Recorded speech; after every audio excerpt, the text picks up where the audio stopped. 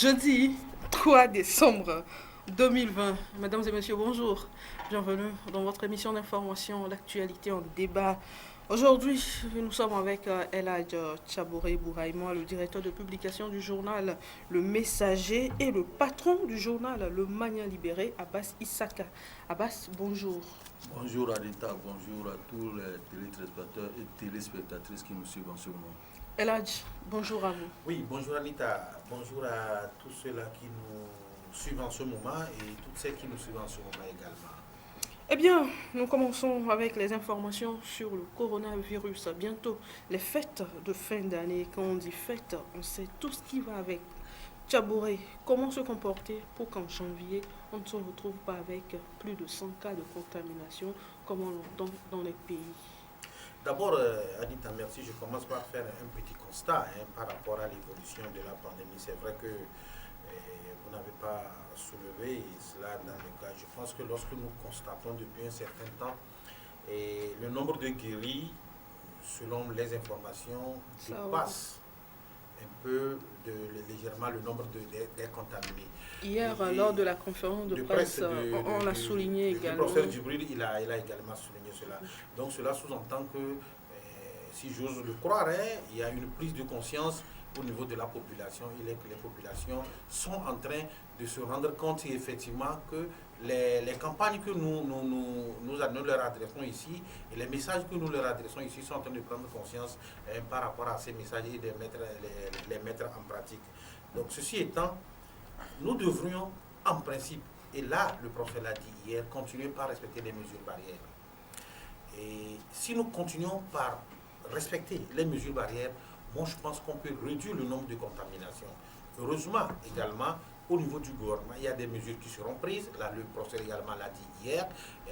On peut peut-être avoir les couvre-feux. On peut également interdire l'ouverture de certains bars et certaines discothèques. Ce sont des mesures. Certains seulement ou bien oui, de tout. Non, je ne sais pas. En tout cas, c'est ce que le professeur a dit hier. Tout compte fait, si ces mesures sont prises et sont mises en pratique, moi je pense qu'on peut réduire le nombre de contaminations.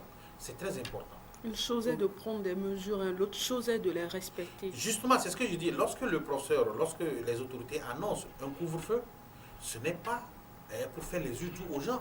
C'est pour prendre les dispositions nécessaires. Je pense qu'il y a la FOSAP qui est là, qui doit jouer pleinement son rôle. Et lorsque vous regardez les contaminations, il a également dit hier, c'est au niveau de Lomé et dans certaines communes, dans certaines préfectures, au niveau de Lomé, et je pense que les dispositions seront prises. À Lomé surtout, les dispositions seront prises par rapport à l'évolution de cette pandémie. Et là, je pense que la FOSAP est là pour jouer pleinement son rôle. Il va falloir, en plus, je l'ai dit tantôt, de cette prise de conscience qu'on sent au niveau de la population, je le dis avec beaucoup de réserve, parce que au même moment, il y a certains qui ont pris conscience, mais au même moment, il y a d'autres qui ne l'ont pas encore pris. Nous estimons que ceux qui sont en retard vont également prendre conscience, vu ce qui se passe également dans le monde, en prenant ces consciences, que le gouvernement puisse mettre en pratique les dispositions à mettre en place pour pouvoir protéger la population et éviter que le nombre de cas s'augmente. Je pense que c'est la seule solution qu'on peut faire aujourd'hui. Il n'y a rien à faire si nous ne respectons pas les mesures barrières, si le gouvernement ne prend rien pour pouvoir protéger la population et éviter qu'il y ait de nombre de contaminations. Donc je pense que le gouvernement est sur la bonne voie, je l'ai dit.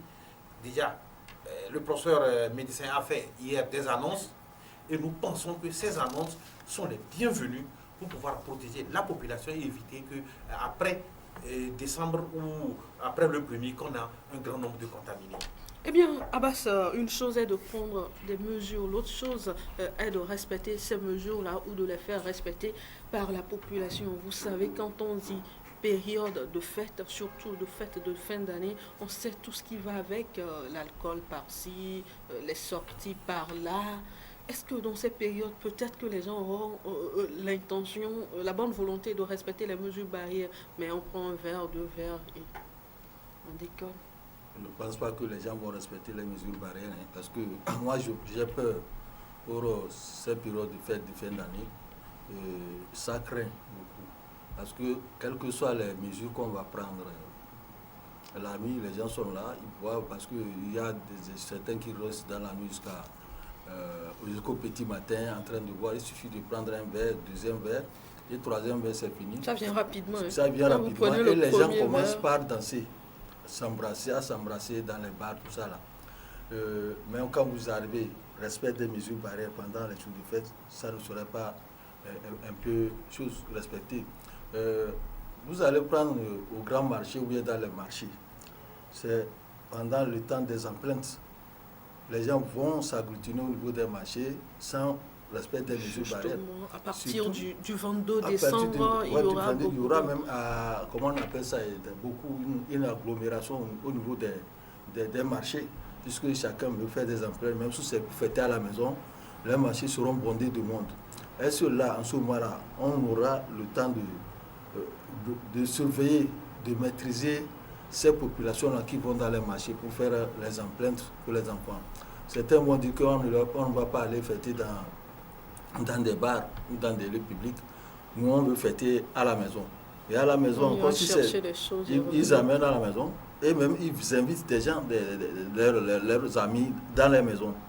Et là-bas, on n'a pas mis de la FOSA pour surveiller les gens dans les domiciles. Ce qui veut dire qu'au niveau des domiciles des gens, les choses peuvent augmenter. Même si on contrôle les lieux publics comme les bars, mais dans les domiciles, on ne contrôle rien, puisque on considère que ce qui se passe à la maison, ça ne va pas faire. Or, c'est dans les maisons là que les choses peuvent s'accentuer. Donc, il appartient à nous, aux populations également, de prendre les responsabilités pour dire que en me protégeant, c'est ma santé, c'est pour moi que je me protège. De faire de sorte que pour ces fêtes de fin d'année, on puisse limiter des choses. Si on ne fête pas cette année, on peut fêter l'année prochaine, que si Dieu nous prête vie. Mais pour les enfants, on doit au moins faire quelque chose. Pour les enfants, faire quelque chose. Ce n'est pas obligé de faire quelque chose aux enfants. C'est-à-dire, nous sommes dans une situation particulière. Est-ce qu'ils vont comprendre? Ils vont comprendre. Nous sommes dans une situation particulière. Un état sanitaire est décrété et on dit ne fêtez pas. Ce n'est pas la seule fête où on n'a pas fêté. Il y a des fêtes qui sont déroulées. Les gens n'ont pas fêté au cours de l'année. Ce n'est pas la seule fête. Si on amoindrit l'ambiance au niveau de cette fête-là, ça va donner quelque chose. Donc il faudrait que les gens eux-mêmes se responsabilisent pour dire on ne va pas trop fêter. Si on insiste à fêter pour les enfants à la maison, on ne va pas trop fêter. Moi, je vois même souvent à l'approche de ces fêtes-là, quand tu sors même dans les bars, même actuellement, ça commence. Quand tu vas dans certains bars et la musique, la boisson vient, la musique tourne, et ça commence par tourner la tête à ceux-là qui sont en train de boire et ils commencent par s'embrasser. Je vois même la FOSAP qui se promènent du bar en bas, je les félicite pour ça. Et quand il y a un problème, ils arrivent, ils interviennent pour dire bon, respecter la distanciation sociale. Même moi, la crainte aujourd'hui, c'est dans les maisons. C'est dans les maisons. Et dans les marchés également. Et voilà, Tchaboré, la crainte de Abbas se situe au niveau des maisons et des marchés. Non, la crainte, elle est justifiée. Parce que dans les bars, la FOSAP, les forces peuvent intervenir rapidement. Mais dans les maisons, est-ce qu'on peut aller jusqu'à dire, comme on le fait pour les funérailles maintenant, où on vous autorise à avoir 30 personnes, 50 personnes? Non, je crois est-ce qu'on peut aller vers quelque chose comme ça? Ça va être impossible. Nous l'avons toujours dit lorsque nous passons sur différentes antennes. On dit on ne peut pas mettre un élément de FOSAP sur chaque Togolais. Ce n'est pas possible. Ils sont combien? Ce n'est pas possible. Voilà, c'est en cela que je pense que le confrère a dit quelque chose de très important. Et nous l'avons toujours souligné ici. Et partout où nous sommes passés pour faire des émissions, pour attirer l'attention des Togolais. Je pense qu'il faut qu'on se responsabilise. C'est tout. C'est tout. On ne cessera jamais de le dire. Il faut qu'on se responsabilise, qu'on prenne conscience que la maladie, elle est là. Et que si on respecte les mesures barrières, on ne peut jamais l'attraper. Ou on ne peut jamais permettre sa propagation. C'est ce que nous devons faire. Et au même moment, nous le faisons. Au même moment, nous nous protégeons. Au même moment, nous protégeons les autres. Parce que vous n'êtes pas sans savoir que dans ces cas, et aujourd'hui dans le pays, ce sont les asymptomatiques qui sont nombreux. Ça dit que c'est là où se situe le problème. Le confrère dit quelque chose tout à l'heure.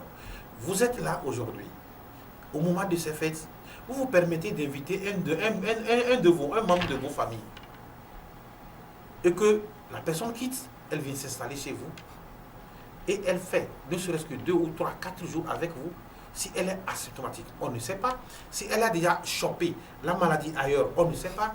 Et si éventuellement elle a chopé la maladie ailleurs, c'est que tout compte fait à 90%, à 100%, beaucoup au niveau de la famille vont également choper la maladie. Il faudrait extrêmement faire attention. Et à l'impossible, nul n'est tenu. Nous sommes face à une urgence sanitaire et que se sacrifier, ne serait-ce que pour cette année, ne pas fêter, je pense que ça ne va pas nous tuer. Si Dieu nous prête vie, je pense que l'année prochaine est là. Heureusement, certainement nous allons nous allons revenir là-dessus. Le vaccin, on est en train de nous annoncer l'arrivée du vaccin. Nos amis d'autres pays européens, les Britanniques ont déjà commencé. Le Royaume-Uni est le premier pays qui a autorisé la distribution à partir de la semaine prochaine. Mais en fait, les gens ne voulaient pas nous dire. Vous avez encore entendu parler de la Chine depuis un certain nombre de jours, depuis des mois. Vous avez entendu encore parler des contaminations. C'est avant-hier seulement qu'on nous a dit qu'il y a encore 17 cas dans la Chine continentale. Pourquoi cela ça a été fait? Peut-être qu'on va revenir là-dessus. Ce sont des choses que les gens aussi nous cachent, selon les informations et selon nos recherches et les informations que nous avons eues avec nos frères et nos sœurs qui sont de l'autre côté au niveau de la Chine. Nous savons que la Chine avait déjà trouvé son vaccin et avait commencé par vacciner beaucoup de gens. Donc voilà à peu près moi, je pense que la responsabilisation, nous devons continuer par le faire et également comprendre que la maladie, elle est là et faire éventuellement ajouter aux mesures... Que ce n'est pas une invention. Oui, non, ajouter aux mesures que le gouvernement prendra pour pouvoir protéger ce qu'on peut protéger. Parce que je le dis, on ne peut pas mettre un élément de faisable sur château au lait. Eh bien, Abbas, tout à l'heure, nous avons parlé de vaccins. Déjà, dans les pays occidentaux, on parle du vaccin. Est-ce que nous, pays africains, on aura la chance d'avoir ces vaccins-là à temps? Bon, je dis, par rapport à ce qui se passe nos pays africains, tel qu'on avait prédit cette maladie contre les Africains, ce n'est pas le cas. Aujourd'hui, c'est plus... Mais il n'y a pas longtemps, l'OMS a encore fait une autre sortie. Oui, pour dire ça, mais au plus, quand vous prenez les plus atteints, c'est l'Europe là-bas, la Belgique, la France, l'Angleterre, les États-Unis. Donc, je pense que aujourd'hui, ils vont commencer par se prendre en charge d'abord pour voir comment les choses vont se passer. Parce que la dernière fois, j'ai suivi France 24 où... La société Pfizer... Oui, où même l'État français était en train de conditionner les vaccins pour les envoyer vers l'intérieur. On mettait ça, on empaquetait ça dans l'avion pour amener à l'intérieur pour commencer la vaccination, ce qu'on appelle campagne de vaccination là-bas. Ce qui veut dire qu'ils vont voir comment ça va marcher. Et maintenant, ils vont se servir d'abord. C'est parce que c'est eux qui ont fabriqué. Et très souvent, quand ça se passe comme ça, c'est après que nous avons ces produits-là, ils vont nous envoyer aussi. Parce que quand ça réussit totalement là-bas, en Afrique, comme on n'est pas beaucoup atteint, ils vont envoyer ces vaccins. Et je ne suis pas sûr que les vaccins sur ils vont multiplier ça en grand nombre pour que ça serve à tout le monde. Déjà, quand ça commence par s'éteindre au niveau de l'Europe et des États-Unis, ça peut aussi au moins contribuer à atténuer l'effet au niveau de l'Afrique. Donc ils vont commencer par au moins à éteindre le feu à leur niveau avant de penser à nous. Alors, ce n'est pas l'occasion pour les pays africains de prendre conscience et de se dire on s'aligne peut-être derrière le Madagascar qui avait trouvé quelque chose entre-temps pour que Est-ce que notre chose de Madagascar avait marché? Non, ça n'a pas marché, ça il faut le dire. Et puis ce n'était pas un vaccin comme ça. Ce n'était pas un vaccin, c'était une potion en quelque sorte fabriquée avec ça, à un moment donné, ça permettait d'atténuer un peu les choses. Oui, ça n'a pas fait parce que j'ai fait une émission avec le professeur Iou et qui nous avait dit, en ce moment il n'était pas encore ministre, qui nous avait dit que dans le traitement qu'ils administrent à ceux qui sont atteints de la maladie, il y avait également le produit du Madagascar de Madagascar. Mais lorsque vous faites les statistiques, ceux qui n'ont pas suivi, n'ont eu aucun produit, hein, pour être traités, sont plus nombreux. C'est-à-dire qu'au bout de 2 semaines, ceux-là guérissent plus, ils sont plus nombreux par rapport à ceux-là qu'on administre, même le produit. Ça, j'ai encore quand même l'émission, on peut chercher et puis je vais vous le dire. Par rapport au vaccin, moi je dis, c'est vrai, depuis ces derniers temps, il y a une floraison d'informations par rapport à ce vaccin au niveau des pays occidentaux. Et également, ce qu'il faut comprendre, l'autre fois j'ai suivi, l'OMS également est en train de se préparer par rapport à ce qu'il faut faire au niveau des pays africains. On sait que nous n'avons pas des moyens au niveau de la conservation. Abbas disait tantôt, tout à l'heure, par rapport à ce que la France était en train de se préparer pour savoir si éventuellement ces vaccins arrivaient, parce qu'il faut les conserver à un degré donné. Et nous, en Afrique ici, nous n'avons pas de moyens. Je pense qu'il y a des réflexions qui doivent être menées et qui sont en train de mener par rapport à ce qu'il faut faire. Moi, ce que je voudrais dire, que par rapport à ce que le confrère dit, qu'il faudrait quand même que ceux-là puissent quand même expérimenter ça avant de venir. Moi, en tout cas, ça c'est un avis. Je ne pense qu'il faudrait attendre quand même que les autres finissent d'expérimenter et on voit si ça va se passer bien. Mais on craint bien que ce soit ce qui arrive. Oui, avant que cela n'arrive. Attendez, j'en viens.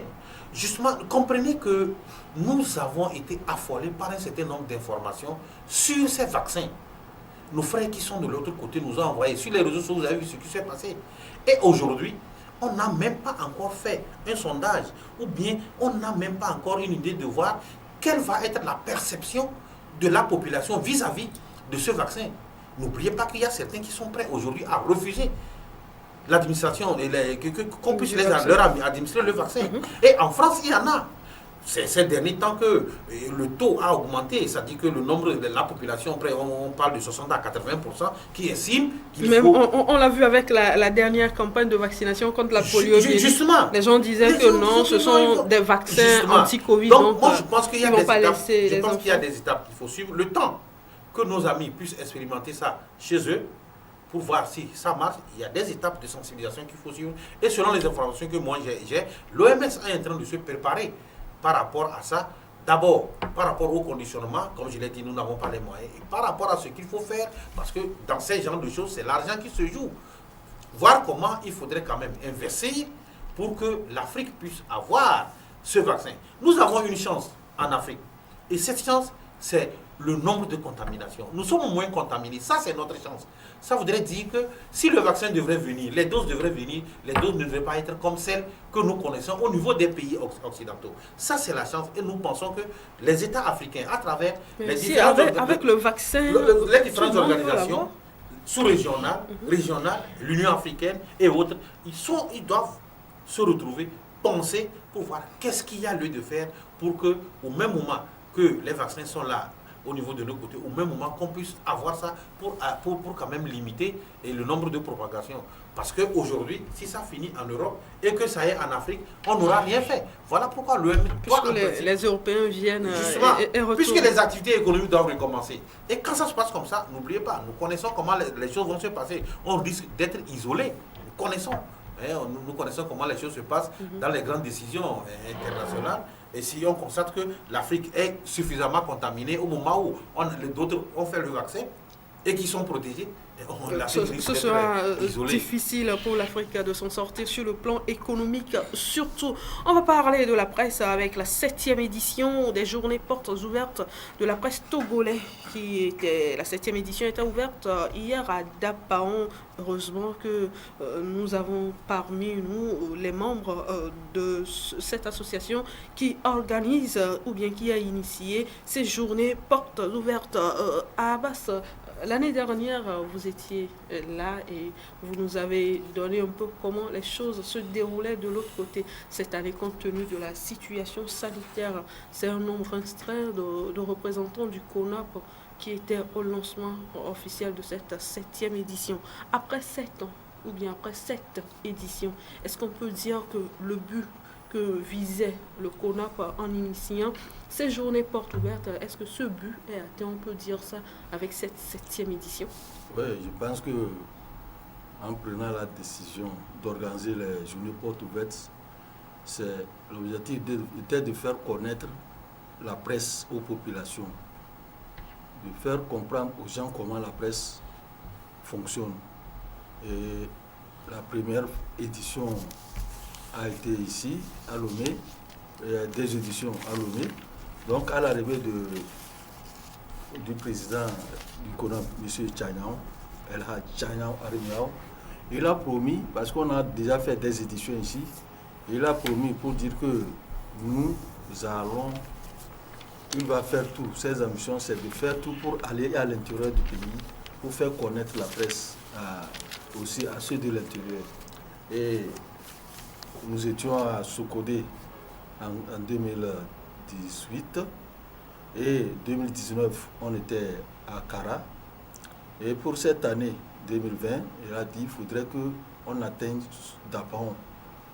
C'est pour cela que pour cette édition, 7e édition, et le CONAP s'est retrouvé à Dapaon, ce qui veut dire que tout le Togo est aujourd'hui couvert. Donc le lancement a été fait avec des séminaires et des émissions radiophoniques là à Dapaon. Hier, ce matin, ils vont se retrouver également à Kara pour poursuivre. C'est un peu la particularité de cette édition, parce qu'avant, vous prenez les villes. Ouais, cette année, vous quittez Dapaon, Kara, Sokodé, je crois, et vous terminez avec la région des Plateaux. Oui. Donc c'est comme ça, c'est la particularité. Maintenant, c'est pour au moins étendre ça par jour. On va faire connaître la presse. Et aujourd'hui, avec cette 7e édition, il y a 7 ans, on pense que les Togolais ont su ce que c'est que la presse, comment ça fonctionne. Maintenant, l'autre, il y aura plus de cette 7e édition sera à la fin.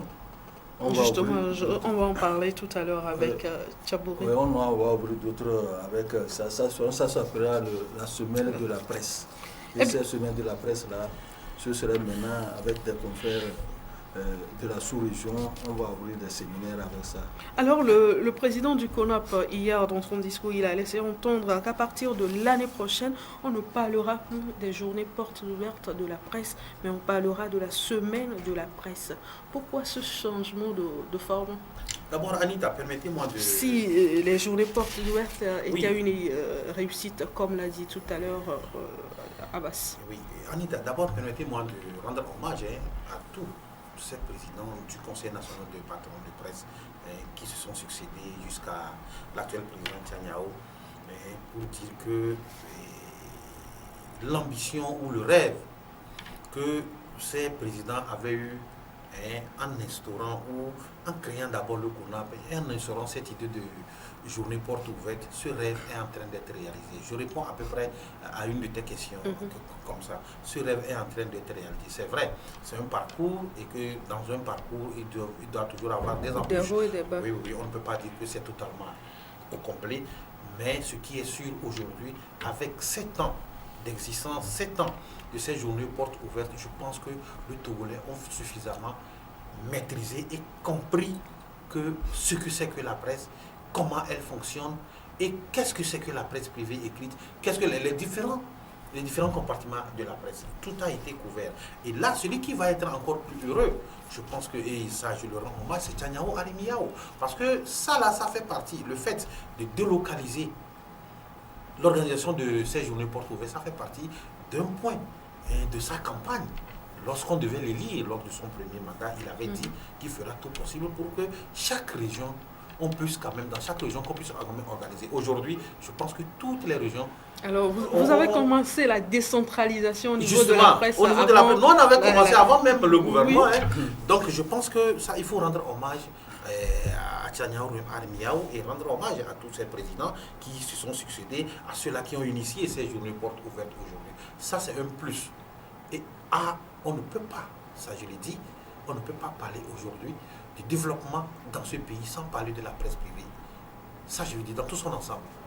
Nous jouons un rôle énorme, nous y contribuons et aujourd'hui les gouvernants d'abord, que ce soit les gouvernants au niveau dans le domaine public ou dans le domaine privé, s'appuient sur nous pour qu'on puisse quand même donner vie à notre pays sur tous les plans, au niveau économique, au niveau social et autres. Donc ça veut dire que nous jouons. Moi je pense que le but même si elle n'est pas atteinte à 100%, moi je pense que la presse joue son rôle, a joué son rôle avec ces journaux portes ouvertes jusqu'à ce jour, il faut le dire. Et moi je dis bravo au Conseil national des patrons de presse qui a su initier. C'est pas parce que je suis membre du Conseil que je le dis. Donnons à César ce qui est à César et à Dieu ce qui est à Dieu. Le Conseil national de CONAP a fait un travail exceptionnel depuis qu'il existe et depuis qu'il a initié. Il faut le féliciter. Ça, c'est mon premier point. Le second, c'est pour dire que la semaine de la presse qui a été annoncée, où on doit inviter nos confrères de la sous-région, je pense que c'est une autre initiative. Parce que lorsqu'un bébé naît, il faut qu'il évolue. Aujourd'hui, nous avons fait un parcours avec les journées portes ouvertes. Mais ça sera beaucoup de fonds. Il faut héberger les gens. On va soutenir ça de l'aide de l'État à la presse. Parce que ça sera beaucoup de fonds qu'il ne faut pas essayer. Oui, mon inquiétude, c'est que c'est l'aide de l'État à la presse. C'est une partie de cette aide-là qui servira à faire ça. Mais pas nécessairement, il faut chercher le partenariat. Et ceux-là qui ont initié savent ce qui les attend. Ils savent que ce n'est pas seulement l'aide de l'État à la presse qui va servir. Et dans ce genre de choses, lorsque vous initiez un projet, il ne faudrait pas s'attendre seulement à votre investissement, mais il faudrait quand même chercher le partenariat. Et je pense que le CONAP va travailler dans ce sens, chercher les partenaires qui vont l'accompagner dans cette initiative. Il suffit de présenter le projet et que le projet soit viable. Si les partenaires estiment que ce projet qu'on veut mettre en place est un projet qui va bénéficier, qui va apporter un plus au niveau du développement, je pense qu'ils ne vont pas hésiter à mettre la main à la poche. Et moi, c'est en cela que je dis que c'est une belle initiative. Mais il faut toujours essayer. Ils ont émis l'idée. Maintenant, il faudrait commencer par travailler dans ce sens pour que le moment venu, qu'on puisse quand même mettre en pratique. 12 mois, c'est 12 mois, oui, c'est très peu, c'est très peu. Et je pense que moi, j'ai confiance, j'ai confiance qu'on peut le réussir. Parce qu'à partir du moment où l'idée est née, il faudrait commencer par travailler. Et le CONAP, et le bureau, et les membres du CONAP savent ce qui les attend par rapport à ça. Eh bien, Abbas, vous avez quelque chose à ajouter? Ce n'est pas l'aide de l'État à la presse. On n'utilise même jamais l'aide de l'État à la presse pour faire ce que les journées portes ouvertes. Ça n'a rien à voir avec l'aide de l'État à la presse. C'est un projet qui est mis en place. Donc, le projet, on le soumet à des partenaires, au gouvernement également, et à certains responsables des sociétés qui financent, qui voient l'utilité et l'importance de ce projet et ils financent. Donc, l'aide de l'État à la presse, ça, c'est à côté, totalement à côté. Donc, quand on initie un projet, c'est que ce projet-là de délocaliser comment on appelle ça, les journées portes ouvertes, ça a été pensé par quelqu'un. Et dans son projet de campagne, dans ses promesses de campagne, il a dit je vais faire ça, c'est parce qu'il a su. Il sait également qu'il pourra faire ça avec l'accompagnement de ses partenaires, qu'il a initié ça. Par rapport à cette semaine de la presse qui va s'ouvrir dans l'année prochaine, c'est qu'il sait que c'est des projets qu'il va soumettre à des partenaires et ça va mordre. C'est pour cela, ça dit quand on veut faire quelque chose, c'est qu'on est sûr que ça va aboutir. On dit quand on a vu que le veut lancer une pierre, c'est qu'il a déjà mis son pied sur la pierre. Donc, lui, quand Tchagnan initie ça, c'est parce qu'il sait que ça va donner quelque chose avec des projets bien posés. Quand il saluait les anciens présidents et autres, là, vous voyez, même la naissance du CONAP, là, c'était un peu difficile, mais on a réussi à le tenir. Et finalement, on avait des problèmes dès le départ avec le président Jacques Djakouti, où les gens critiquaient tout ça, là. Mais si ce n'est pas à cause de lui, nous étions même trois à le tenir, lui, Tchaboré et moi, qui ont tenu à ce que le CONAP puisse. C'est bien, hein? Alors, les membres fondateurs. J'ai avec moi les membres fondateurs du CONAP. Alors, il n'y a personne pour mieux parler du CONAP. Il n'y a personne pour mieux parler du CONAP que nous. Parce que quand ça a été constitué, les gens même à la dernière minute ont laissé. Alors, s'il faut le dire, je ne suis pas en train de vous jeter des fleurs, mais vous avez fait le plus gros travail. Hein. Nous, on a fait, on voit un peu le début d'une société, quand c'est difficile, ce sont les forts qui arrivent à tenir. Oui, tu vois, et quand il faut mettre la fondation solide d'abord avant de construire. Et nous avons su mettre cette fondation du CONAP. Et maintenant, la construction, les murs sont sortis de terre. Et finalement, c'est d'autres qui sont là pour continuer ce que nous avons fait. Donc, c'est qu'il faudrait, quand il a salué les anciens présidents et autres, là, je pense que c'est une bonne chose. Nous avons contribué à asseoir ça. Et maintenant que c'est bien assis, vous voyez que le CONAP donne. Sinon, avant, il n'y avait pas d'interrupteur au niveau des partenaires, au niveau du gouvernement. Donc, il fallait rassembler toute la presse, l'ensemble des patrons de presse, des organisations des patrons de presse. Parce qu'il y en avait trop, on ne savait pas à qui se remettre. Donc, on a fait ça et finalement, ça a donné des fruits et ça continue par donner des fruits que nous allons. Mais apparemment, oui, répondez à cette question. Apparemment, les gens critiquent le CONAP par rapport à sa position face aux autres organisations de presse. Parce qu'on se dit que c'est seulement le CONAP qui bénéficie des aides, des soutiens, des partenaires. Anita, je ne suis pas d'accord avec toi, je ne suis pas d'accord avec ceux qui pensent ainsi. C'est parce que le CONAP travaille. Moi, c'est la réponse que je vais te donner. Le CONAP travaille. Il faut le dire. Si les autres organisations, également sœurs, travaillaient, moi, je pense qu'ils vont bénéficier également de ce soutien des partenaires. Et il y a certaines organisations sœurs qui bénéficient du soutien de certains partenaires. Peut-être que les gens ne le savent pas. Nous, on est au courant. Ça, je le dis. Le CONAP fait un travail exceptionnel. Mais les critiques, on ne peut jamais les refuser. Critiquer permet également d'évoluer. Et le CONAP devrait se servir de ces critiques pour pouvoir évoluer. Le CONAP se sert de ces critiques pour évoluer. Moi, je voudrais encore appuyer quelque chose par rapport à ce que Abbas a dit, par rapport à Jack Diakouti, à la personne de Jack Diakouti, qui a été le premier président du Conseil national du patron de presse. Franchement, ce monsieur, nous l'avons côtoyé. Nous continuons d'abord par le côtoyer, par rapport à son tempérament, par rapport à son esprit sociable, d'ouverture, il a su quand même mettre les bases, la fondation de cette organisation.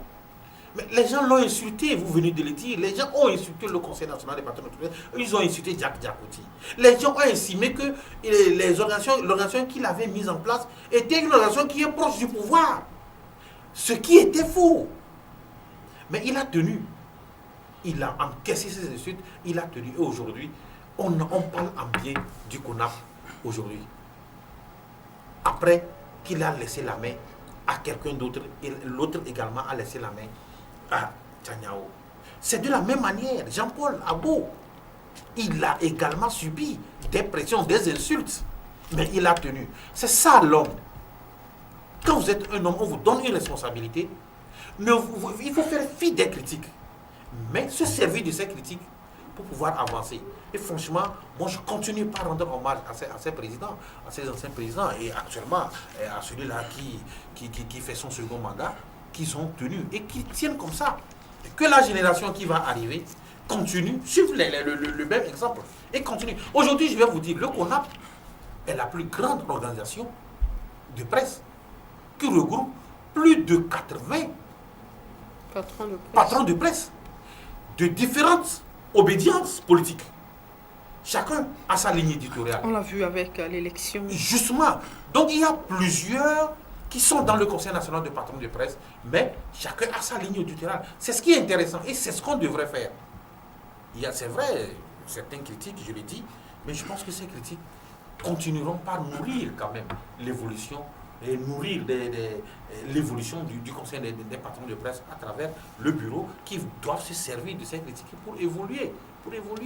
C'est ce que moi je peux dire. Eh bien, éducation, dans cette émission, le problème d'abus sexuels sur les jeunes filles mineures fait surface. Un enseignant aurait enceinté une fille de 17 ans, selon les informations publiées par nos confrères du site Gapola. L'enseignant a été viré. Abbas, est-ce la meilleure façon de régler ce problème? C'est vrai, il a mal agi, mais le virer serait la solution.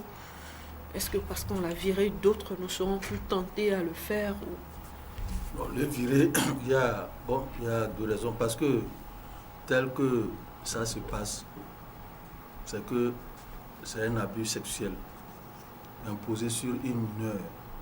Ce qui veut dire que c'est une infraction qu'il a commise. Si on l'a viré, peut-être c'est pour répondre devant la justice. On ne peut pas le virer et le laisser comme ça. Il doit répondre de ses actes devant la justice parce que la loi est là pour tout le monde. nous sommes en train de suivre quelque part où on dit qu'il y aura une loi qui sera votée au niveau du ministère de la Santé. On va leur proposer qu'ils proposent ça pour le harcèlement sexuel dans les écoles et dans les services également. Donc, ce que l'enseignant a posé comme acte, c'est qu'il a été viré, oui, mais il doit répondre de ses actes devant le tribunal. C'est ça qui va donner exemple à d'autres qui seront tentés de suivre ces faits. Ce n'est pas la première fois que ça se passe dans mais le phénomène en temps, ça s'est calmé, ouais. Mais depuis un certain moment, ça je pense qu'on sera obligé de ramener ce qu'on appelait la loi du 10 mars que Feu le Général Yadema a fait voter pour protéger les jeunes enfants. Un enseignant qui couche avec son élève est condamnable. Donc il doit répondre. Je ne sais pas si la loi là, elle a été votée, mais elle n'a pas été mise en application. Donc s'il faut la réhabiliter, la revoir comment et dans quelles conditions, la revoir et la mettre en application, je pense que ce serait bon pour protéger les jeunes filles dans les établissements scolaires. Parce que quand moi j'envoie mon enfant à l'école, je ne l'envoie pas pour aller pour se faire abuser par un enseignant. Il est éducateur. Quand l'enfant arrive, l'enseignant est comme son papa là-bas à l'école. Quand l'enfant quitte le domicile de son papa ou de ses parents, c'est que quand il arrive à l'école, c'est pour cela qu'on les appelle des éducateurs. Toi, un éducateur, un parent d'élève, tu ne peux pas te permettre d'abuser de ton enfant. Ce n'est pas normal. Donc, je pense que la loi, là, doit ressurgir, ou bien on va la retravailler. Et d'ailleurs, même ce qui se passe, c'est que le monsieur va être certainement conduit devant les tribunaux pour répondre de ses actes. Eh bien, Tchaboré, même question pour vous. Virer cet enseignant, c'est la meilleure des Non, moi je ne crois pas qu'on l'a viré. Je ne crois pas qu'on l'a viré pour qu'il soit libre. Justement, ça, c'est une sanction. Et je pense qu'aujourd'hui, au niveau pénal, les textes sont là et définissent ce qu'il faut faire en la matière. Ça, c'est clair. C'est ce que le confrère a dit tout à l'heure. Il doit absolument répondre devant la justice. Devant la justice, c'est important. Maintenant, comment il faut faire pour trouver ça, pour trouver la solution et pour pouvoir protéger également la fille en question. Parce que n'oubliez pas que c'est un investissement.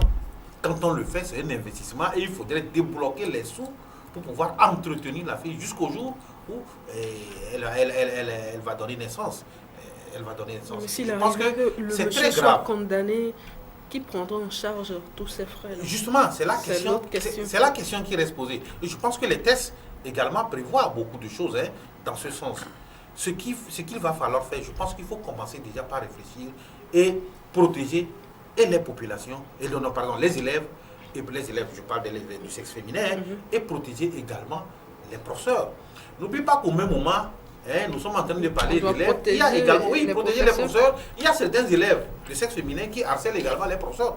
Ce que vous ne savez pas, il y a des gens qui nous racontent, les professeurs qui nous racontent. Mais ce qui est pire, la plupart du temps, ce que nous voyons, c'est que la propension pour que les professeurs ou les maîtres puissent enceinter les élèves, elle est plus grande.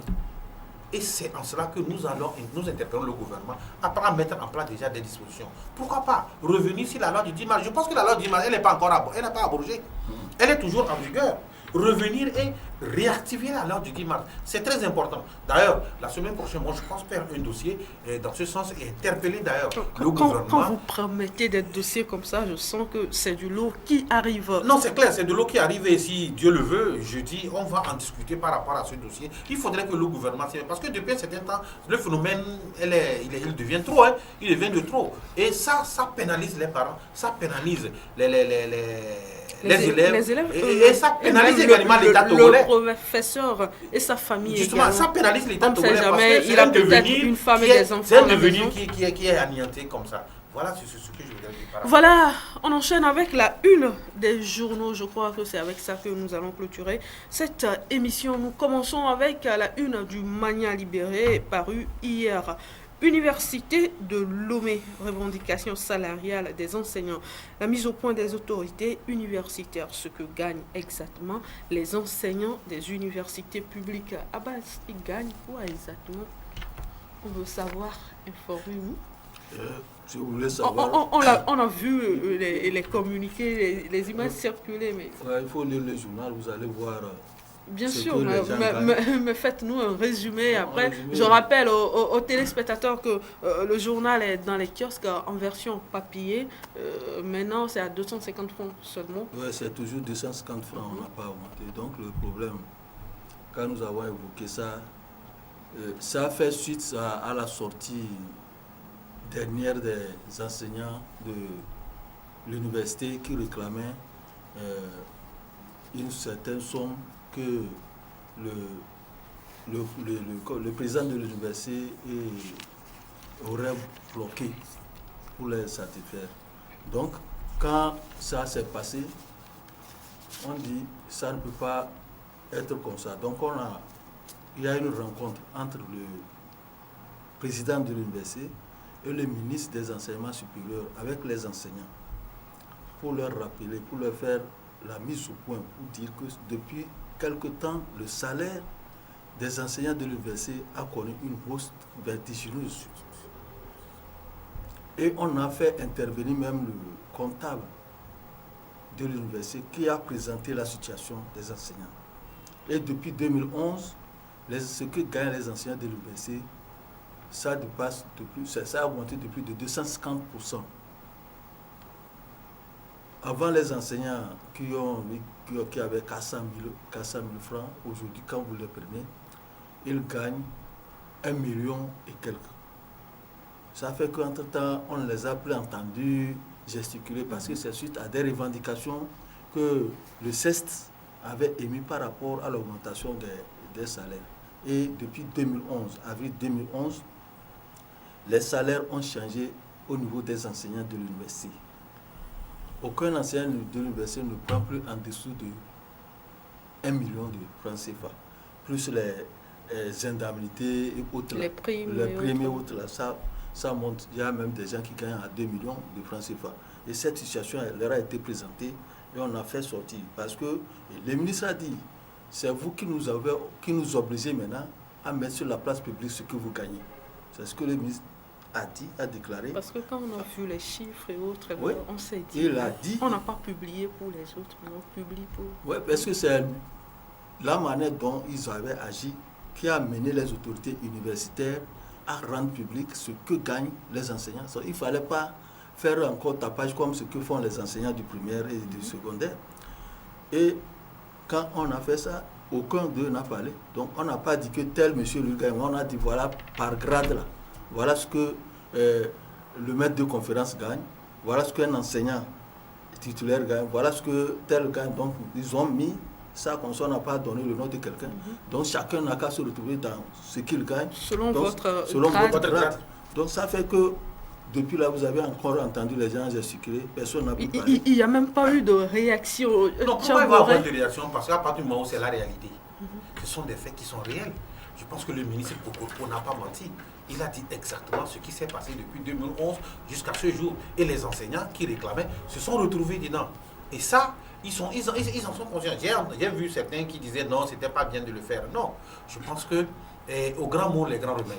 À partir du moment où les gens sont en train de crier, et les gens vont comprendre, nous sommes au Togo, les gens vont comprendre à la population qui sont mal payés, qui sont les moins nantis. Je pense qu'il fallait donner la preuve pour que tout le monde sache ce qui se passe. Il fut un temps, c'est ce qui s'était passé avec les enseignants du primaire et du secondaire également. Mais lorsqu'on vous présente la situation de l'évolution salariale des enseignants, que ce soit au niveau de l'université... les enseignants sont chouchoutés au Togo. Non, il faut le dire. Et les autres, n'oubliez pas, au même moment, les autres fonctionnaires des autres administrations ont les mêmes problèmes.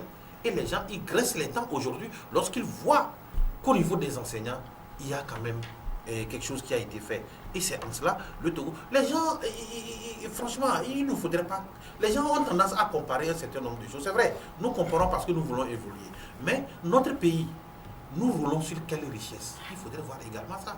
Et le secteur de l'enseignement n'est pas le seul secteur où il y a les fonctionnaires il y a plusieurs autres secteurs Il y a la qui santé. regorgent de fonctionnaires et qui ne sont pas nantis au même titre que les enseignants. Alors, et si cela aussi se soulève, n'oubliez pas que tout le monde travaille pour la survie du pays. Tout le monde travaille. doit se soulever Oui, pour, tout le monde travaille pour connaître l'économie, pour de meilleures l'économie du conditions. pays. Tout le monde travaille pour le développement du pays. Aucun secteur, en principe, ne devait être privilégié. Ça, il faut le dire. Alors, Tchaboré, nous avons parlé de ce sujet la dernière fois, c'est de l'élection au niveau du CNO Togo. Vous n'étiez pas là, mais je sais que c'est un sujet qui vous tient tellement à cœur. C'est un sujet qui me tient à cœur parce que le CNO, Vous ce n'est pas connaissez n'importe qui. sportif. Ah oui, le CNO, ce n'est pas n'importe quelle institution. Le CNO joue un rôle très important au niveau national et au niveau international. Il faut le dire. Il faut le dire. Donc, je pense que l'élection qui s'annonce, à un moment donné, il y a le mercure qui a un peu monté, où il y a la tension. Je ne sais pas, la semaine passée, effectivement, vous étiez venu là-dessus. Il y a la tension. Abbas Où est parlait justement, d'un candidat justement, c'est ce qui de fait la mal. présidence. C'est ce qui fait mal. Il n'y a pas de candidat de la présidence. Nous avons cherché des informations.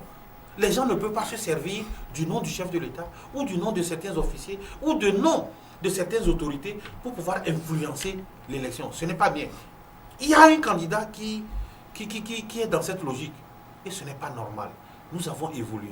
Le chef de l'État, il ne faut pas qu'on salisse le chef de l'État dans cette élection. Moi, j'insiste là-dessus.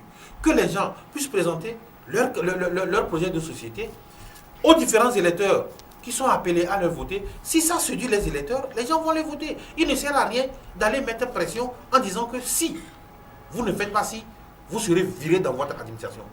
Il y a le même candidat a fait pression sur des gens. Nous avons eu des informations. Ce n'est pas bien. Ils ont fait pression en prenant le nom du chef de l'État pour influencer les électeurs.